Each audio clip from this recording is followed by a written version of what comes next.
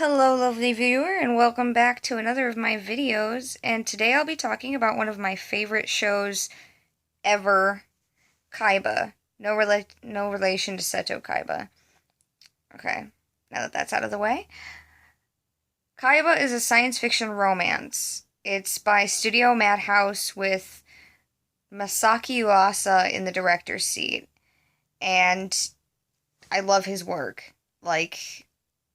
I haven't seen Ping Pong yet, but it's on my list.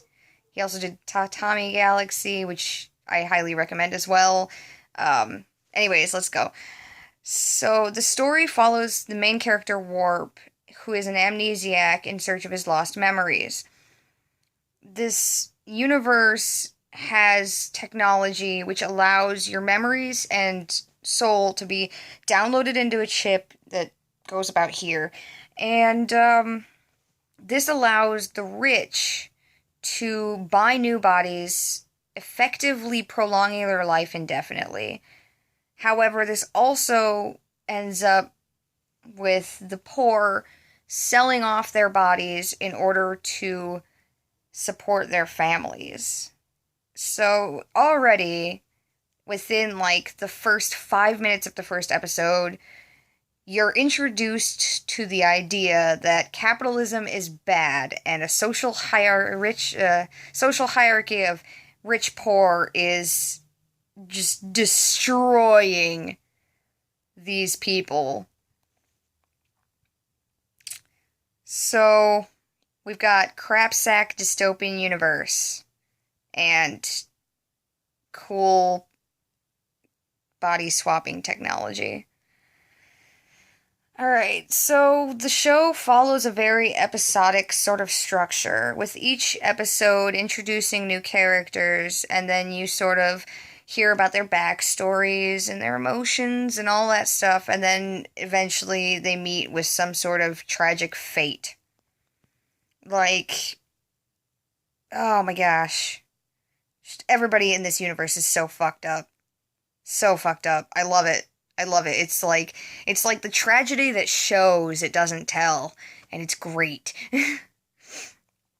So the visuals are probably the biggest boundary between people enjoying this show and watching it and stuff, because they're very weird. It's a very weird art style. Very sort of cute character design, very sort of alien looking. And it's lots of pastels, and the color scheme is just very soft, very bright and colorful, but soft.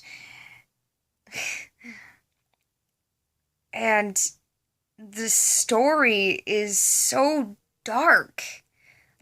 I really love this show because it sort of contrasts a cute, sort of light, very very light, colorful, cutesy art style with a tragic, dark story following a examination of the human condition. Oh, it's so good.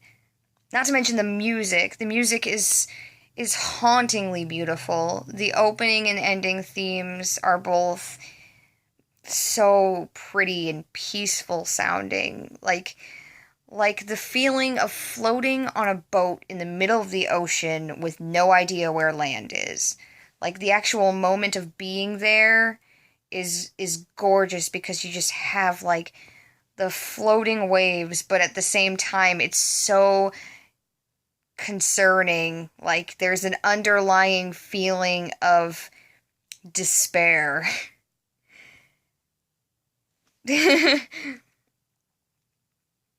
um Another thing is the animation quality is so good. It's so fluid.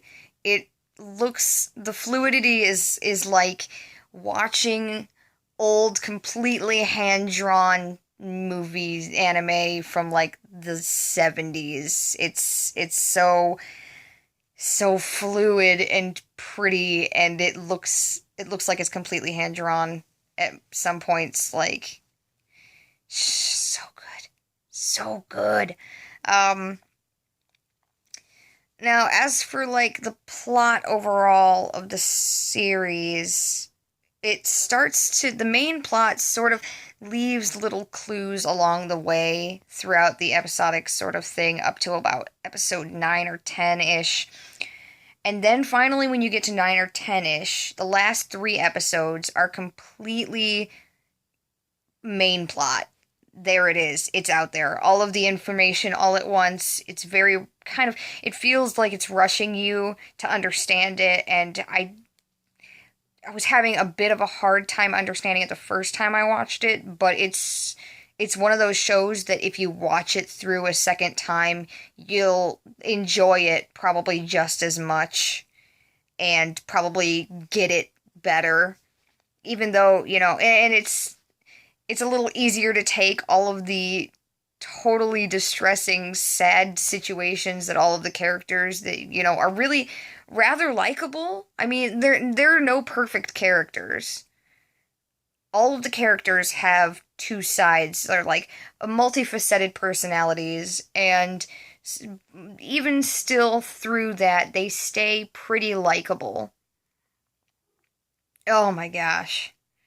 It's just, okay, except for, well, I mean, even the characters that you find completely unlikable, you end up feeling sad when they are sad. Like, it's so well written. It sort of, oh gosh.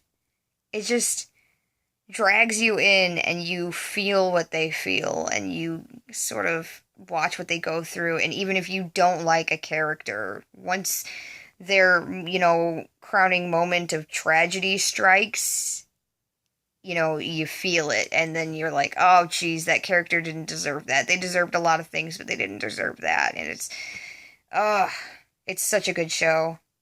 It's such a good show. So I would, if I had to put a number on this, like a 1 out of 10, I would say a 9.5. Mainly because of the rushed nature of the last 2 to 3 episodes.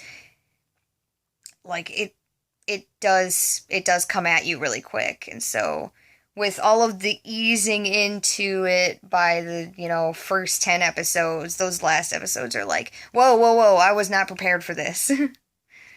So, yeah, 9.5, 9.5 stars out of 10. It was really good.